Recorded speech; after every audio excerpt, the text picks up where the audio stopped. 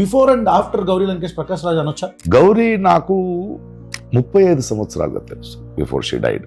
అంటే మేము యంగ్స్టర్స్గా ఉన్నప్పుడు, మనం యంగ్స్టర్స్గా ఉన్నప్పుడు థియేటర్ చేస్తున్నప్పుడు వాళ్ళ నాన్న లంకేష్ గారు, he was one of the mentors of అస్.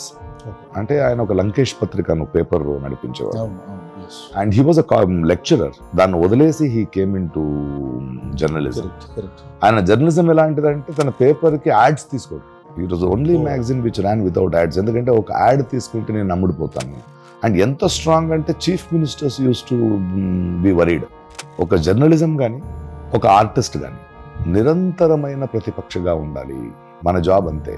నీ సన్నిహితుడు రూలింగ్ పార్టీకి వస్తే you should become opposition party. అలాంటి గ్రేట్ రైటర్స్, తేజస్వి లాంటి రైటర్స్ కోల్పోలేదు. సో అక్కడిని చిన్నప్పటి నుంచి తెలుసు. బట్ నేను యాక్టర్ అయిపోయాను, షీ వాజ్ అన్ యాక్టివిస్ట్. అప్పుడు దాకా తనకి ఇప్పుడు మనము వేముల గురించి కానీ ఇంకొకటి గురించి కానీ మన హైదరాబాద్లో జరుగుతుంటే తను డైరెక్ట్గా ఫోన్ చేసేది.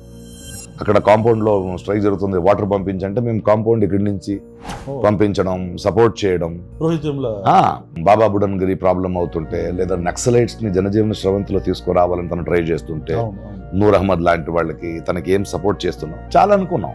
బట్ ఎప్పుడైతే మీ గడప ముందు మీ సన్నిహితురాలు యువర్ కొలీగ్ ఈజ్ కిల్డ్ అన్నప్పుడు you just can't keep quiet. గౌరీని బరీ చేస్తున్నప్పుడు వెరీ డిస్టర్బ్డ్. బరీ చేస్తున్నప్పుడు అనుకున్నా ఒక గొంతుని వాళ్ళు ఆపడానికి ట్రై చేస్తున్నారు కదా. So I'm not burying her, I'm sowing her. ఎక్కడో ఒక చోటు నన్ను అడిగినట్టుంది అది.